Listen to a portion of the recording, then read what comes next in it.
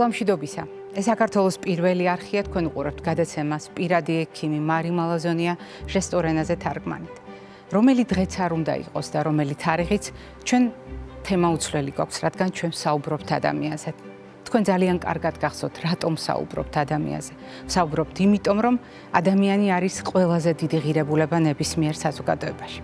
განსაკუთრებული სინაზით და სიყვარულით ყოველთვის პატარებზე ვსაუბრობთ და ვფიქრობ, ეს არავის უყვარს. მაგრამ, როდესაც ჩვენ ვამბობთ, რომ ჩვენი პატარა ცელქობს, ჩვენ ვამბობთ, რომ ჩვენი პატარა მაგალითად ზედმეტად აქტიურია, ყურადღების მოკრება უჭირს. რა არის ეს? ხასიათის თავისებურება თუ ქცევის თავისებურება? პროფესიონალები მთელ მსოფლიოში შეთანხმდნენ, რომ ამ მდგომარეობაზე ღირს საუბარი. ამ მდგომარეობაზე ღირს მსჯელობა და მსჯელობა საყოველთაოდ. ამიტომ ყოველწლიურად სულ ცოტა ერთი თვე შემოდგომაზე ოქტომბერი ამ თემებს ეძღვნება. მაგრამ კიდევ უფრო მნიშვნელოვანია, რომ ამ თემებზე მთელი წლის განმავლობაში უნდა ვისაუბროთ. ოჯახებისთვის, მშობლებისთვის და პროფესიონალებისთვის. ეს აქტუალური საკითხია და დღევანდელი ჩვენი გადაცემა ამ თემას ეძღვნება. მაგრამ მანამდე ვიდრე უშუალოდ ამ მთავარ თემაზე ვისაუბრებთ, მე მინდა გაგახსენოთ, რომ მიუხედავად იმისა, რომ ოქტომბერში არ ვიყავით პირდაპირ ეთერში, სოციალური მედია ჩვენი ეხმაურებოდა ამ თემას და მოდით პატარა რგოლით გავიხსენოთ ეს პროექტი.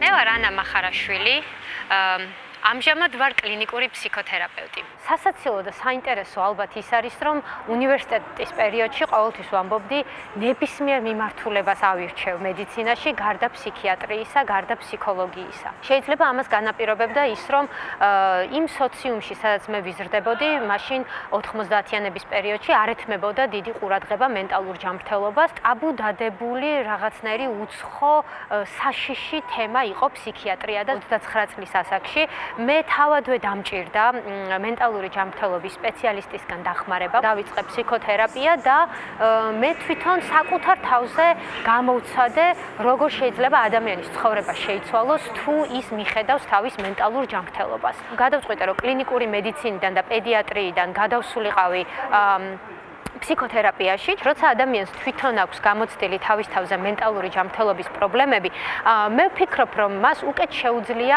კავშირი დაინახოს სხვა ადამიანის გამოცდილებებს შორის.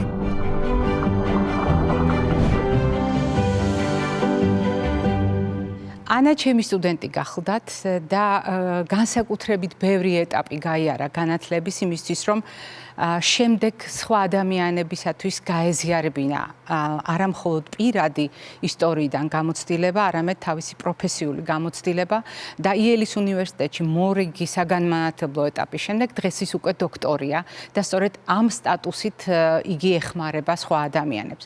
მაგრამ ძალიან მნიშვნელოვანია არა ერთი მაგალითი, არამედ ბევრი მაგალითი იმისთვის, რომ ჩვენი საზოგადოების დამოკიდებულება შეიცვალოს და კიდევ ერთი ასეთი მაგალითი გახლავთ ანაც კიტიშვილი.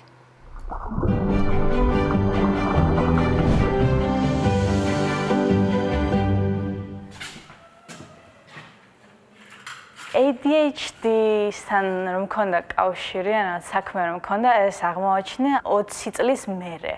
ახლა ვარ 27-ის. ძალიან მარტივად მემფანდებოდა გონება, თითქოს კონტროლი გაქვს წართმეული საკუთარ ტვინზე რაღაცა ძალიან კონკრეტული ნაწილი. დავიწყო ჩემი, ასე ვთქვათ, თვისებების ესე გამოფენა. უცებ ADHD-ის ორგანიზაციის წევრი გავხდი. ამას აი ეხლა რასაც აქ ვაკეთებ, ხო? 20 წლის ასაკში, 21 წლის ასაკში არასოდეს არ გავაკეთებდი. ელემენტარულად ლაპარაკიც კი არ შემეძლო, იმდენად დათრგუნული ვიყავი იმ ფაქტით, რომ აი საერთოდ ვერ ვუმკლავდებოდი ADHD-ის ვერცერთ სიმპტომს. ვარ ლექტორი. უნივერსიტეტში ვასწავლე, ასე ვთქვათ, ფსიქიკურ ჯანმრთელობასთან დაკავშირებულ საგნებს. ასე მგონია, რომ ცნობადობა რომ ამიმაღლდა, გამკლავების მექანიზმებიც რომ უფრო კარგად ვისწავლე, ჩამოყალიბდი ის პიროვნება, ვინც აი ახლა ვარ. და ის რომ რაღაცები შემიძლია, არის ზუსტად აი მაგისი დამსახურება, ან მაგის ერთ-ერთი კატალიზატორი მეც.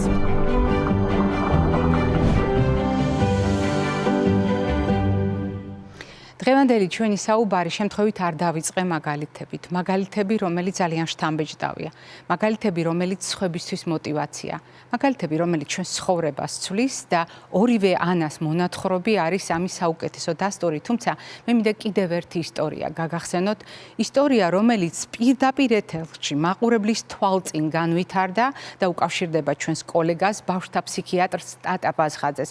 მოდით გავიხსენოთ რამდენიმე კადრი ჩვენი არქივიდან და შემდეგ მეთხრობას გავაგრძელებ.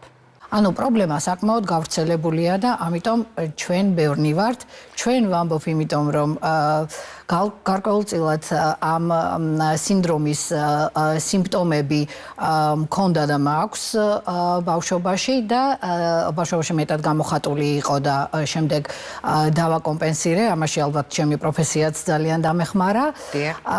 და აი სულ ფიქრობ რომ მქონოდა ამის შესახებ ინფორმაცია ადრეულ ბავშვობაში, გაცილებით უფრო მარტივი იქნებოდა ჩემთვის ცხოვრება და გაცილებით უფრო ადრე მოხდებოდა დაკომპენსირება ამ სიმპტომების, როგორც არის მაგალითად ყურადღებობა, დროის მენეჯმენტი და დროის მართვა და განაწილება, დაგეგმვა და ალბათ უფრო მეტ შევძლებდი შეიძლება ცხოვრებაში მეტის გაკეთებას. ძალიან თავმდაბალია ამ შემთხვევაში ტატა გარწმუნებთ ძალიან დიდი ნაბიჯები გადადგა მან თავის პროფესიაში და რაც თავარია მან უზარმაზარი მხარდაჭერა პროფესიული და ადამიანური მოახერხა სწორედ თავისი გამოცდილებიდან გამომდინარე და მოკლე რგოლი რომელსაც შემდეგში ნახავთ ამას მხოლოდ ადასტურებს.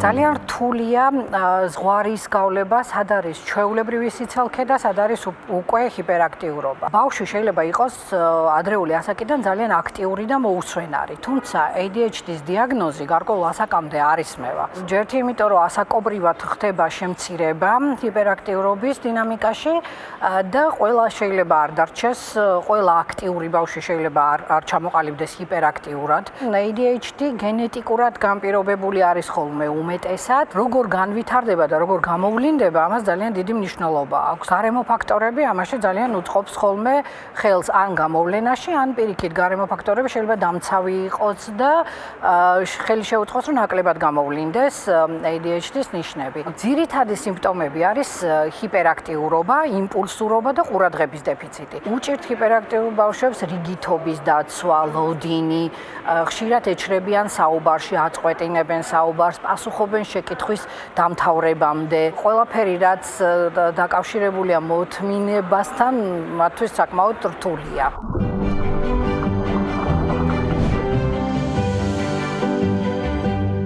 რატომ დავიწყეთ დღევანდელი გადაცემა ამ ისტორიებით, მე ვფიქრობ თქვენთვის უკვე გასაგებია. მაგრამ რატომ გაერთიანდა სამივე ისტორია ჩვენი გადაცემის პირველ ბლოკში, მე ვფიქრობ არც ამას სჭირდება ახსნა, იმიტომ რომ ამ ადამიანების შემთხვევაში პროფესიული და პირადი გამოცდილება გამთლიანდა და სწორედ ეს იქცა მთავარ ინსტრუმენტად ამ ადამიანთა ხელში იმისთვის, რომ ოჯახებს, ბავშვებს დაეხმარონ. მაგრამ ისტორია, რომელიც ახლა მინდა გაგიზიაროთ, მშობლის თვალით დანახულია და განსაკუთრებულია ჩვენი განცდები მაშინ, როდესაც ჩვენ ვართ მშობლის როლში. როდესაც ჩვენ არა ჩვენი პროფესიული სამზერით ვაფასებთ ამა თუ იმ მოვლენას, არამედ დედის, მამის, ბებიის, ბაბუის პოზიციიდან და ჩვენი განცდები სრულიად განსხვავებულია და ამიტომ არის მნიშვნელოვანი, რომ სწორედ პროფესიონალებმა გაუზიარონ პოზიციები, მონაცემები, უახლესი მიღწევები სწორედ ოჯახის წევრებს, მშობლებს და როგორია დედის ხედვა. მოდით ეს პატარა რგოლიც ვნახოთ და შემდეგ ვისაუბროთ უკვე ძირითად თემაზე.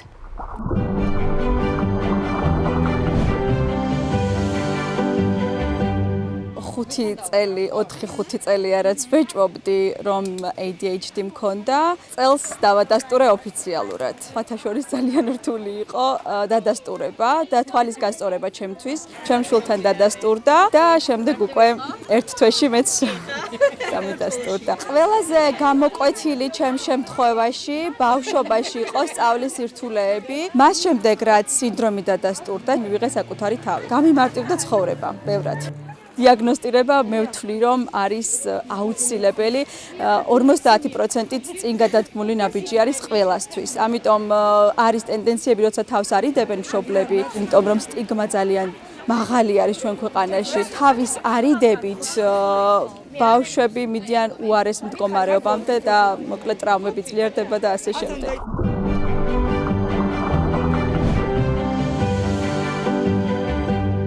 როდესაც ჩვენ საუბრობთ ბავშვების ქცევის თავისებურებაზე, რა თქმა უნდა, ძალიან მნიშვნელოვანია ჩვენი დამოკიდებულება ბავშვის ქცევის მიმართ, ჩვენი დამოკიდებულება ბავშვის ყოველდღიური ცხოვრების მიმართ, მაგრამ სპეციალისტების დამოკიდებულება გასათვალისწინებელია და ისინი თვლიან, რომ მსჯელობა ბავშვების ყურადღების კონცენტრაციის უნარზე, ბავშვების გადაჭარბებულ აქტივობაზე ნამდვილად ღირს და მსჯელობა განსაკუთრებით მაშინ, როდესაც ჩვენ საუბრობთ ამ დარღვევასთან დაკავშირებულ ცნობადობაზე. ცნობადობა, რომელიც უნდა ამაღლდეს საზოგადოებაში და როგორც ირკვევა, საჭიროა ეს ცნობადობა ამაღლდეს ყველა ქვეყანაში, ყველა ტიპის საზოგადოებაში, იმისთვის რომ ბავშვები უკეთ ცხოვრობდნენ, იმისთვის რომ მაღალი იყოს მათი ცხოვრების ხარისხი და ბევრად უფრო გაუადვილდეს ამ მდგომარეობის გააზრება თავად ოჯახებს და მშობლებს. დღეს ჩვენ როგორც დაგვირდით ამ თემაზე ვსაუბრობთ და ახლა სტუდიაში შემომიერთდება სტუმარი და ჩვენ გავაგრძელებთ საუბარს თქვენთვის ძალიან კარგად ნაცნობ სპეციალისტთან ერთად, რომელიც გახლავთ ამერიკაში ლიცენზირებული ქცევის ანალიტიკოსი, ბავშვთა ფსიქოლოგი ქალბატონი სალომე გაბაძე. სალომე, დილამშვიდობისა, მობრძანდით. მიხარია თქვენი სტუმრობა ახალ სტუდიაში და განსაკუთრებით მნიშვნელოვანია, როდესაც ჩვენ საუბრობთ ცნობადობაზე. ყოველთვის ნებისმიერ პრობლემასთან დაკავშირებით ცნობადობა ნიშნავს ერთ მარტივ დამოკიდებულებას ვიცოდეთ რაღაც, რაც მოითხოვს ჩვენგან ყურადღებას და არა მარტო ერთმა ადამიანმა იცოდეს, არამედ იცოდეს, რაც შეიძლება ბევრმა ადამიანმა და კიდევ უფრო მნიშვნელოვანია, რომ ესა თუ ის საკითხი იცოდეს მთელმა საზოგადოებამ. რატომ არის მნიშვნელოვანი ამ მდგომარეობასთან დაკავშირებით, როდესაც ჩვენ საუბრობთ თითქოს ერთი შეხედვით მხოლოდ ჰიპერაქტივობასა და ყურადღების კონცენტრაციის ხარვეზზე. რატომ არის მნიშვნელოვანი, რომ მთელმა საზოგადოებამ იცოდეს? მოგესალმებით. ნამდვილად ძალიან მნიშვნელოვანია ჩვენ ბევრი ვისაუბროთ ყურადღების დეფიციტის და ჰიპერაქტივობის სინდრომის შესახებ, რადგანაც ჩვენ საზოგადოებაში ცნობადობის ამაღლებით შევძლებთ, რომ ადამიანებს, ბავშვებს, ვისაც ეს სინდრომი აქვთ, გაუმარტივოთ ცხოვრება და დავიცვათ ისინი სამომავლო გართულებებისგან, გართულებებში ვგულისხმობ იმ სხვა საჭიროებებს, რომლებიც შემდეგ საზოგადოების სწორი დამოკიდებულების შედეგად შეიძლება ბავშვებს გაუჩნდეთ, ხო? უმეტესად იგულისხმება დაბალი თვითშეფასება, მაღალი შფოთვითი რეაგირება, დეპრესიული სიმპტომატიკა და ასე შემდეგ, რომელიც სწორედ იმის გამო შეიძლება თანმხლებ მდგომარეობად განვითარდეს, რომ ბავშვების ასაკში მათ არასწორად უდგებოდნენ, ბევრ შენიშვნას აძლევდნენ და მათ მდგომარეობას აღიქვამდნენ როგორც სიცელქეს, მოუსვენრობას და ასე შემდეგ. ნუ სხვადასხვა სიტყვებით ამყოფენ სამწუხაროდ ბავშვებს, დიახ. ერთის მხრივ სახლშიც, რადგანაც მშობლებსაც ხშირად არ აქვთ ინფორმაცია ამ მდგომარეობის შესახებ და მეორეს მხრივ ძალიან მწვავე არის სკოლაში არსებული სიტუაციები, რადგანაც არ არის ცნობადობა ამაღლებული, ამიტომ ჩვენი ვალია, რაც შეიძლება ბევრი ვისაუბროთ ამ მდგომარეობის შესახებ. მე გეთანხმები, თქვენ ძალიან კარგი სიტყვა გამოიყენეთ, ვალი. ანუ ჩვენ გვაქვს გარკვეულწილად მოვალეობა რომ ვისაუბროთ იმის შესახებ, რაზედაც ბავშვები თვითონ ვერ იტყვიან და გვაქვს ვალდებულება არა უბრალოდ ბიოლოგიური ამოცანა შევასრულოთ მშობლის და უფროსი ადამიანის, არამედ სოციალური ამოცანა, იმიტომ რომ თქვენი განმარტებიდან გამომდინარე, მე ვფიქრობ მაყურებლისთვის ძალიან ადვილად გასაგებია, რა როლი ეკისრება საზოგადოებას და რამდენად დიდია პასუხისმგებლობა ოჯახისაც, სკოლისაც, ბაღისაც, ყველა სოციუმის, რომელთანაც შეხება აქვს ამ სინდრომის მქონე ადამიანს. და ასაკობრივ ჭრილში დამოკიდებულებები იცვლება. ასაკობრივ ჭრილში თქვენ ძალიან მნიშვნელოვანი კავშირი დაგვანახეთ, როდესაც მომავალი ახსენეთ. ანუ ჩვენ ვლაპარაკობთ არა დღეს ახლა რომ ცელქობს ბავშვი, არა დღეს ყურადღების დეფიციტი რომ აქვს, არამედ როგორი იქნება ამ ბავშვის ცხოვრება მომავალში. შესაბამისად, ასაკი როგორც სulis ამ ბავშვების ცხოვრებას, აი ეს არის მნიშვნელოვანი, მაგრამ ვიდრე ამ კითხვას უპასუხებთ, მოკლედ რომ მიპასუხოთ კითხვაზე, რომელიც დარწმუნებული ვარ ჩვენ საზოგადოებას ძალიან აღელვებს და რომელსაც ძალიან ხშირად ვუბრუნდებით ხოლმე. ეს არის სინდრომი, რომელიც ბავშვობასთან ერთად დასრულდება, თუ ეს არის სინდრომი, რომელიც სიცოცხლის ყველა ეტაპზე უნდა გავითვალისწინოთ? ეს არის სინდრომი, რომელიც ადამიანს მთელი ცხოვრების განმავლობაში მიყვება და უბრალოდ შეიძლება გამოვლენა ცოტა შეიცვალოს ცხოვრების სხვადასხვა ეტაპზე და სხვადასხვა სიმპტომი გახდეს წამყვანი, თუმცა ეს მდგომარეობა ბავშვობაში ნამდვილად არ სრულდება და მთელი ცხოვრება სხვადასხვა სიმწვავით ვლინდება. სწორედ აი ამ განმარტებიდან გამომდინარე, ალბათ კიდევ უფრო მნიშვნელოვანია ასაკობრივ ჭრილში დავინახოთ საჭიროებები. გასაგებია, როდესაც ბავშვის უჩვეულო ქცევის გამო შეწუხებული მშობელი სპეციალისტს მიმართავს და ბავშვი პირველად შეფასდება. შემდეგ როგორ ხდება ასაკობრივი ადაპტაცია, იმიტომ რომ თუ ბავშვს დახმარება ჭირდება, თუ ბავშვს სპეციალისტების მხარდაჭერა, ოჯახის, ბაღის, სკოლის და ასე შემდეგ, სოციუმის მხარდაჭერა ჭირდება, მაშინ ეს საჭიროებები როგორ უნდა დავინახოთ? რა იცვლება? მით უფრო თქვენ ბრძანეთ, რომ დროს შეიძლება ჰქონდეს ის როლი, რომ შეცვალოს გამოვლინებები, თუმცა სინდრომი რჩება მთელი სიცოცხლის მანძილზე. დიახ. როდესაც გვაკითხავს ადრეულ ბავშვობაში, როდესაც გვაკითხავენ მშობლები, ეს დაახლოებით რა ვადაა? ეს არის სადღაც 5-6 წლის ასაკი სკოლამდე. საქართველოში მაინც დიაგნოსტირება უმეტესად ხდება მას შემდეგ, რაც ბავშვი იწყებს სკოლაში სიარულს. თუმცა როცა თვალშისაცემია უკვე ეს თავისებურება. ორ გარემოში ნათლად ჩანს სირთულეები, თუმცა ეს იმას არ ნიშნავს, რომ სკოლამდელ ასაკში სირთულე არ ვლინდება, ხომ? რა თქმა უნდა, ბავშვები ბაღის ასაკიდან უკვე ავლენენ სხვადასხვა რთულ ქცევას, რომელიც შესაძლებელია დაკავშირებული იყოს ამ სინდრომთან. თუმცა ადრეულ ბავშვობაში უმეტესად მაინც ქცევითი დისრეგულაცია გვაქვს ხოლმე სახეზე. რას ნიშნავს ეს ქცევითი დისრეგულაცია, ხომ? ბავშვი მოძრაობს გადაჭარბებულად, შეიძლება სახელდებოდეს როგორც ძალიან ცელქი ბავშვი, თუმცა ეს განსხვავდება ბუნებრივი სიცელქისგან, ხო? ეს არის გადაჭარბებული აქტიურობა. შესაძლებელია უშლიდეს სხვა ბავშვებს თამაში ხელს, რადგანაც თქვათ იმპულსურია ძალიან, უჭირს რიგის დალოდება, მარტივად ერთვება სხვის აქტივობაში, მშობლებს არ აცდის საუბარს, ერთვება ამ საუბარში და ასე შემდეგ თქვათ, ხო? შემდეგ უკვე როდესაც სკოლა იწყება, ხო, და რა შეგვიძლია გავაკეთოთ ადრეულ ასაკში? ჩვენ შეგვიძლია ქცევითი ტექნიკების გამოყენებით დავეხმაროთ ბავშვს, რომ მეტად შეძლოს თქვათ იმპულს კონტროლი, მოცდაზე ვიმუშაოთ, ასევე მშობლის და მასწავლებლების ფსიქოგანათლებას აქვს წამყვანი მნიშვნელობა ამ დროს. მას შემდეგ რაც უკვე იზრდება ბავშვი და თქვათ სკოლაში ვლინდება მეტი სირთულე, არა მხოლოდ აკადემიური თვალსაზრისით. აკადემიური თვალსაზრისით ცხადია აქვთ პრობლემები, მაგრამ აქ უკვე შემოდის თვითშეფასების სირთულეები. დაბალი თვითშეფასება, რადგანაც ბავშვები ყოველდღიურად იღებენ ძალიან ბევრ შენიშვნას, მათ შორის უმეტესად დაუმსახურებელ შენიშვნებს და ერთ-ერთი კვლევა, რომელიც ჩატარდა, ამბობს, რომ საშუალოდ 7-ჯერ მეტ შენიშვნას იღებს დღის განმავლობაში ADHD-ის მქონე ბავშვი ტიპური განვითარების მქონე ბავშვისგან განსხვავებით, რაც თავისთავად შემდეგ აისახება მათ თვითშეფასებაზე. ამიტომ თვითშეფასების ნაწილში უკვე კოგნიტურ-ბიჰევიორული თერაპია შემოდის, რომელმაც შეიძლება რომ ძალიან წარმატებით იმუშაოს, ასევე ქცევაზე და შემეცნებაზე ორიენტაციით.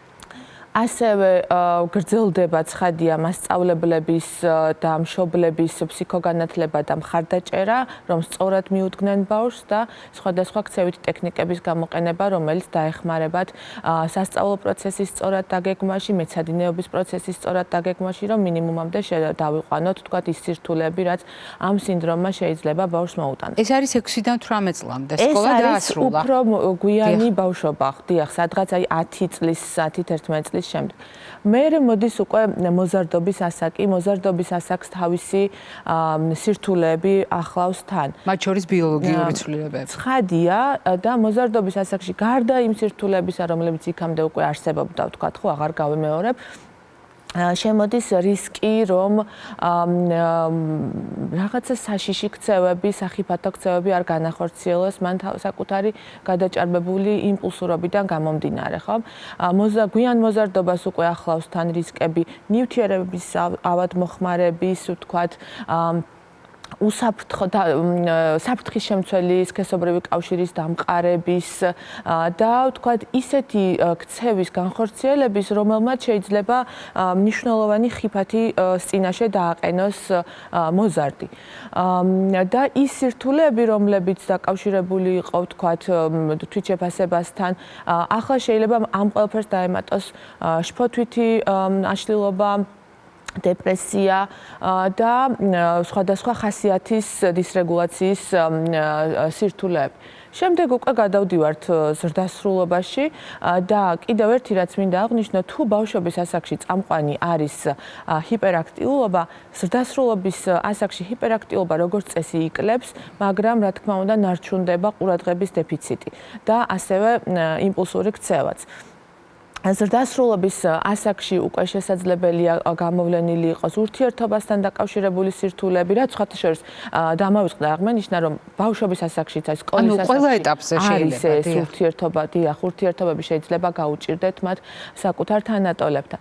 ზრდასრულობაში უკვე ვთქვათ პარტნიორის მოძიება, სამსახურის მოძიება შეიძლება გაუჭირდეთ. მიუხედავად იმისა, რომ სხვათა შორის ერთ-ერთ კონფერენციაზე ასეთი რამ თქვეს, როგორც წესი ADHD-ს მქონე ადამიანები არიან საუკეთესო თანამშრომლები, რადგანაც მათ აქვთ ეს ინიციატივა, მათ აქვთ ძალიან დიდი ენერგია და სიხალისე, რომლითაც პირველ რიგში მზად არიან აიღონ გამოწვევები და როდესაც თქვათ სხვადასხვა სამსახურში საკითხი დგება, რომ ვინ იქნება ის, ვინც რაღაც ახალ პროექტში ჩაერთვება, ADHD-ს მქონე ადამიანი არის პირველი, რომელიც ამაში იღებს მონაწილეობას. მაგრამ შემდეგ უკვე მნიშვნელოვანი ამას როგორ გაყვება, ანუ როგორ დაასრულებს იმ პროექტს, რომლის მოტივაციაც ჰქონდა, რომ დაეწყო, ხო? და ეს ძლიერი დიდი ენერგია და მოტივაცია მნიშვნელოვანია, რომ სწრაფადვე დაკავშირდეს ამ პროექტთან, იმიტომ რომ პროექტის ვადა თუ გადაიწევს, დაწყების ვადას გულისხმობს, შეიძლება თან ეს მოტივაცია დაიკარგოს, ხო? და რომ დავასრულოთ ზრდასრულობის ასაკზე, უმეტესად აქ უკვე ყურადღების დეფიციტით არის წამყვანი და ჩარევას რაც შეეხება, თუ ბავშვობის ასაკში თავს ვიკავებთ მედიკამენტის გამოყენებისგან, ზრდასრულობის ასაკში ხშირად უკვე მედიკამენტის გამოყენებაც აუცილებელი ხდება და ცხადია სპეციალისტთან შეთანხმებით და მისი გადაწყვეტილება უნდა დაინიშნოს ფსიქიატრის მიერ და სხვათა შორის ADHD არის ნეიროგანვითარების დარღვევა, რომელსაც აქვს მედიკამენტი განსხვავებით სხვა ნეიროგანვითარების დარღვევებისგან, რაც ერთის მხრივ, რა თქმა უნდა, ძალიან ამარტივებს ჩარევას ამ პროცესში, თუმცა მხოლოდ მედიკამენტი არ არის საკმარისი და მედიკამენტი ერთგვარ ფონს ქმნის ხოლმე, რომ შემდეგ მან შეძლოს გამოიყენოს ყველა ის ტექნიკა, რომელსაც ფსიქოლოგი მას ასწავლის ერთის მხრივ ქცევითი ტექნიკები და მეორეს მხრივ კოგნიტურ-ბიჰევიორული ტექნიკები. ძალიან დიდი მადლობა სალომე დღევანდელი სტუმრობისთვის. რასაკვირველია ამ თემაზე საუბარი ჩვენ შეგვიძლია პრაქტიკულად დავსრულებლად. და ასეც ვიქცევით ჩვენ ამ თემას ვუბრუნდებით და ასე უნდა მოიქცეს საზოგადოება, როდესაც ცნობადობაზე საუბარი, მაგრამ მე მინდა ვისარგებლო შემთხვევით და მშობლებს მივმართო ძალიან დიდი თხოვნით, როდესაც სალომე საუბრობდა შენიშვნებზე და მრავალრიცხოვან შენიშვნებზე, ძალიან გადააჭარბებთ. ეს ძალიან მნიშვნელოვანია ჩვენი შვილებისთვის. რატომღაც გგონია, რომ ეს ეხმარება ჩვენ შვილებს გახდნენ უკეთესები. ჩვენ გგონია, რომ ეს არის აღზრდის და შვილებთან ურთიერთობის მეთოდი. სამწუხაროდ, ასე თვლიან პედაგოგებიც. არა და გამოცდილება აჩვენებს, რომ ამან დიახ შეიძლება ადამიანის თვითშეფასება დააკნინოს, მაგრამ ძირითად პრობლემას ეს ვერ გადაჭრის. შესაბამისად, ძალიან მოვინდომებთ, რომ შენიშვნებით დავხუნძლოთ ჩვენი შვილები, ძალიან მოვინდომებთ ნურც პედაგოგები, რომ მხოლოდ შენიშვნებით შემოვიფარგლოთ ცელქ ბავშვებთან ურთიერთობაში, თუ ბავშვი თვლით, რომ ზედმეტად ცელქია, თუ ბავშვი ზედმეტად აქტიურია, უჭირს კონცენტრაცია ყურადღების, არ დაელოდოთ სასკოლო ასაკს და შეიძლება გაცილებით ადრე მიმართოთ სპეციალისტს, ხოლო თუ ასეთი ადამიანი თქვენს გვერდით ცხოვრობს ნებისმიერ ასაკში, გაუფრთხილდით ამ ურთიერთობას, გაუფრთხილდით ამ ადამიანს, რადგან ჩვენს დამოკიდებულებაზე მათ მიმართ ბევრად არის დამოკიდებული მათი განწყობა და დამოკიდებულება საკუთარი თავის მიმართ და თუ გვინდა რომ ისინი იყვნენ წარმატებულები, ადაპტირებულები და ჩვენი საზოგადოების სრულფასოვანი წევრები, ჩვენ უნდა გავიზარდოთ და საზოგადოება უნდა მომწიფდეს ამისთვის. ამათ ღირდა ნამდვილად ჩვენი საუბარი და ჩვენ ამ თემაზე სწორედ ამ ნიშნით გავაგრძელებთ საუბარს. მაყურებელს შევახსენებთ დღევანდელი ჩვენი გადაცემის სტუმარი კი გახლდათ ქცევის ანალიტიკოსი, ბავშვთა ფსიქოლოგი ქალბატონი სალომე გაბაძე. ჩვენ გავაგრძელებთ ცხადია კვებით შუქნიშნით.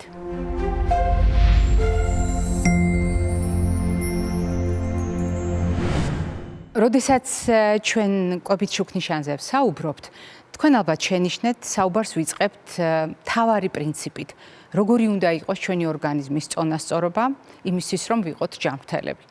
ამისთვის მრავალი ფაქტორი შეიძლება განვიხილოთ, მაგრამ ერთ-ერთი არის ჩვენი სასიცოცხლო მოთხოვნილება, რომელიც შეგვიძლია თეფშზეც დავატიოთ და რომელსაც კვება ჰქვია. რა თქმა უნდა, კვება არ არის უბრალოდ ჭამა, გაცილებით მეტს გულისხმობს, მაგრამ მიუხედავად ამისა, როდესაც თეფშს ვხედავთ, სადაც სულ ცოტა ნახევარი დღიურის რაციონის არის ბოსტნეული და ხილი, მეორე ნახევარი მარცვლეულ ბურღულეულთან ერთად ცილოვანი კომპონენტი, ჩვენ ვითვალისწინებთ სულ ცოტა 5 ჯგუფის 5 ფერის პროდუქტებს, რომელიც ყოველდღიურად უნდა მივირთვათ. კიდევ უფრო მნიშვნელოვანია, როდესაც ჩვენ საუბრობთ მრავალფეროვან კვებაზე და ვსაუბრობთ ცისარტყელაზე, თეფშზე. და ასეთ შემთხვევაში ცხადია, პირდაპირი გაგებით ცისარტყელა კი არ არის გადამწყვეტი, არამედ ის მრავალფეროვნება, რომელიც საკვების მიღმა, ფერად-ფერადი საკვების მიღმა სხვადასხვა ნივთიერების სახით იმალება. მაგრამ როდესაც ჩვენ საუბრობთ მრავალფეროვნებაზე კვებაში, ნებისმიერი დიაგნოზის შემთხვევაში ეს საყურადღებოა და საყურადღებოა მრავალი მიზეზის გამო. რატომ? როდესაც ჩვენ ჯანმრთელობა გვაქვს თავარი მიზანი, როდესაც ჩვენ საუბრობთ არა ახირებაზე, არამედ ადამიანის დღეგრძელობის და ცხოვრების ხარისხის ინსტრუმენტზე, ჩვენ გულისხმობთ დიაგნოზთან მიმართებაში კვებაზე და მე მინდა გაგახსენოთ ამ შემთხვევაში ძალიან მნიშვნელოვანი ფაქტორი, რომელიც მრავალ სხვა კომპონენტთან ერთად, რომელზედაც მოგვიანებით გესაუბრებით, აუცილებლად უნდა გავითვალისწინოთ ყურადღების დეფიციტით და ჰიპერაქტივობის სინდრომის შემთხვევაში. ბავშვებს უყვართ პროდუქტები, რომელიც თვალს ჭრის. ბავშვებს უყვართ პროდუქტები, რომელიც ფერად-ფერადია, განსხვავებული გემოთი გამოირჩევა.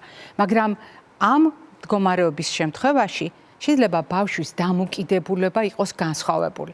ჩვენი დამოკიდებულებას განსხვავებული უნდა იყოს და მოდით ცოტა შორიდან დავიწყებ. ახლა თქვენ ეკრანზე ხედავთ ჩამონათვალს რაღაც უცნაური ნივთიერებებისა, რომლის შესახებაც ჩვენი გადაცემის ერთგულმა მაყურებელმა ძალიან კარგად იცის და რომლის შესახებაც მთელი თავია დაწერილი ჩემს წიგნში და ესეც თქვენ ძალიან კარგად იცით. მაგრამ საზოგადოებაში დამკვიდრებული სამწუხაროდ დღემდე არის აზრი, რომ თუ ამ თუ იმ პროდუქტზე დატანილია ნივთიერება აბრევიატურით E, ეს არის ემულგატორი.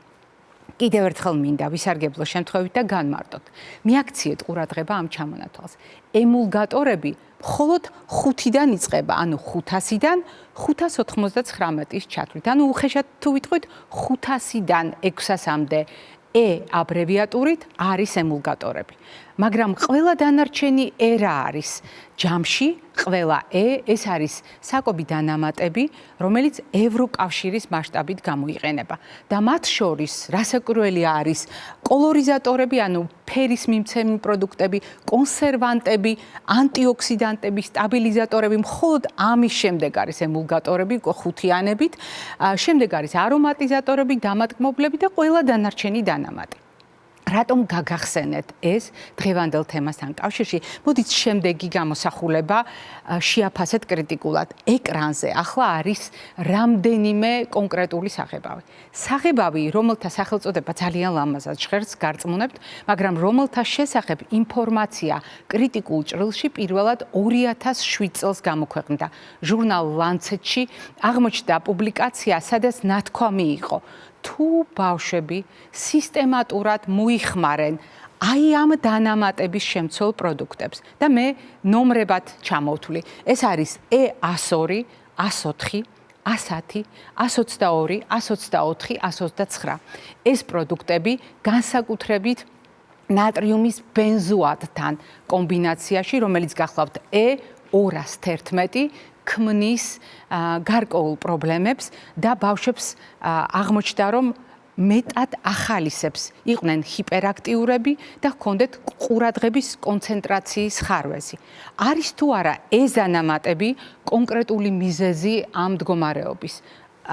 ასეთი კატეგორიული მტკიცება ჩვენ არ შეგვიძლია მიუხედავად მრავალრიცხოვანი კვლევისა, მაგრამ ასოცირებულია ეს დანამატები. შეგვიძლია ერთ-ერთ ბრალდებულ ფაქტორად ჩავთვალოთ. კვლევის ავტორები თვლიან, რომ დიახ და დღემდე ძალიან დიდი სიფრთხილით ჩვენ საუბრობთ ამ დანამატებზე, განსაკუთრებით საუბრობთ მიმართებაში ბავშვებთან, როდესაც ჩვენ უნდა გავითვალისწინოთ, თუ რომელიმე პროდუქტზე 3-ზე მეტი დანამატი არის მითითებული და ძალიან გრძელია ჩამონათვალი სხვადასხვა რიცხვით გამოყოფილი ნივთიერებისა, აუცილებლად დავფიქრდეთ, ვუყიდოთ ჩვენ შვილებს ეს პროდუქტი, ჩავთოთ მისკვების რაციონში, როგორი თვალის მომჭრელიც არ უნდა იყოს და ერთი ძალიან მნიშვნელოვანი ფაქტორი. თუ ჩვენ საუბრობთ ბავშვებზე ჰიპერაქტივობით, ყურადღების დეფიციტით, უცნაურია, მაგრამ რამდენიმე საერთო ტენდენცია უნდა გავიხსენოთ.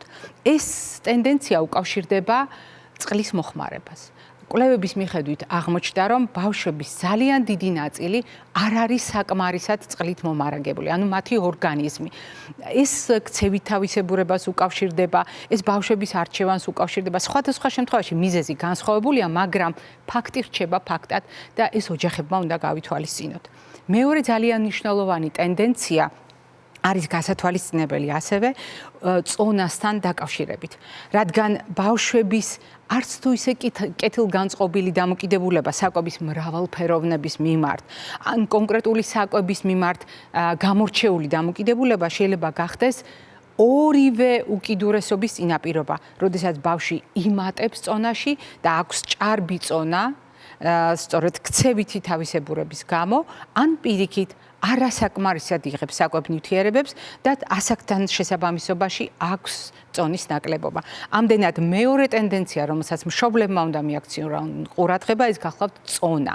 მესამე ტენდენცია ეს არის მონოტონური, ერთგვაროვანი, გარკვეულ პროდუქტებზე ორიენტირებული არჩევანი, რაღაც მოსწონთ, რაღაც ურჩევნიათ, რაღაც მიუღებელია და ეს შეიძლება უკავშირდებოდეს ფერს, უნს, გემოს, მრავალ ფაქტორს, მაგრამ ჩვენი დამოკიდებულებით ძალიან მნიშვნელოვანია. მე ვისარგებლებ შემთხვევით და აუცილებლად გეტყვით, რომ ყოველთვის წვანე ჭრილში წარმოვიდგინოთ წყალი, იმ პირველი ტენდენციის გათვალისწინებით, რაც უკვე მოგახსენეთ, ტკბილეული, რომელიც დადგენილია, რომ ძალიან ხშირად ბავშვების უზრუნველყოფას განაპირობებს, უცებ დიდი რაოდენობით ენერგიის და შემდეგ ბავშვები ცელქობენ, თავდაყირადგებიან.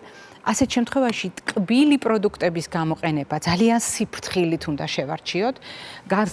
განსაკუთრებული სიფრთხილე გვმართებს მაშინ, როდესაც ვითვალისწინებთ კოფეინის როლს ჰიპერაქტივობისათვის, ადამიანის სტიმულების გააქტიურებისათვის და ასეთ შემთხვევაში კოფეინს შემცველი პროდუქტები და ზოგჯერ თხოვნა მშობელთან, რომ იქნებ ცოტა ყავა, მეც დავალევინო, ან შოკოლადის გადაჭარბებული მოხმარება, მიუხედავად იმისა, რომ თქვენ იცით, მე განსხვავებული დამოკიდებულება მაქვს შოკოლადის მიმართ და ზოგიერთ შემთხვევაში პირიქით მწვანე ზონაში ვათავსებთ, ეს ის შემთხვევაა, როდესაც კოფეინშემცველი პროდუქტების მიმართ ყოველთვის უნდა გამოვიჩინოთ სიფრთხილე. წითელი ზონა თავისუფალია, არა იმიტომ, რომ ცალკეულ შემთხვევაში აკრძალვა არ გვექნება. შეიძლება ასეთი რამ იყოს, მაგრამ რეალურად მრავალფეროვნება, რომელიც ჩვენი კვებით შუქნიშნის ყველა ზონაშია, სადაც ფერები ნიშნავს აუცილებელ საკვებ ნივთიერებებს, უნდა იყოს ჩვენი ამოცანა გარკვეულწილად იმისთვის, რომ მიუხედავად მონოტონურობისა, მიუხედავად წონასთან დაკავშირებული რისკებისა, მიუხედავად წყლის და საკვები ნივთიერებების მოხმარებისა, ჩვენ უნდა გვახსოვდეს 5 ფერი 5 ჯგუფის პროდუქტებიდან სულ ცოტა და 5 მთავარი ნივთიერება, რომლის ნაკლებობა დადასტურდა ჰიპერაქტივობის სინდრომის და ყურადღების დეფიციტის მქონე ბავშვებში. ეს გახლავთ ომეგა-3-ის ნაკლებობა, ეს გახლავთ D3 ვიტამინის ნაკლებობა, ეს გახლავთ მაგნიუმის ნაკლებობა, ეს გახლავთ რკინის ნაკლებობა და ეს გახლავთ თუთის ნაკლებობა. აი ამ 5 ელემენტის კონტროლი ჩამოთვლილ ინსტრუმენტებთან ერთად ძალიან დაგვეხმარება მაქსიმალურად კარგად შევინარჩუნოთ ჩვენი შვილების ფიზიკური, მენტალური კეთილდღეობა და უზრუნველყოთ მათი სოციალური კეთილდღეობა. მე სწორედ ამას გისურვებთ, ამ სიტყვებით და გემშვიდობებით, ჯანმრთელობას და დღეგრძელობას გისურვებთ, რა საკვირველია. ნახვამდის.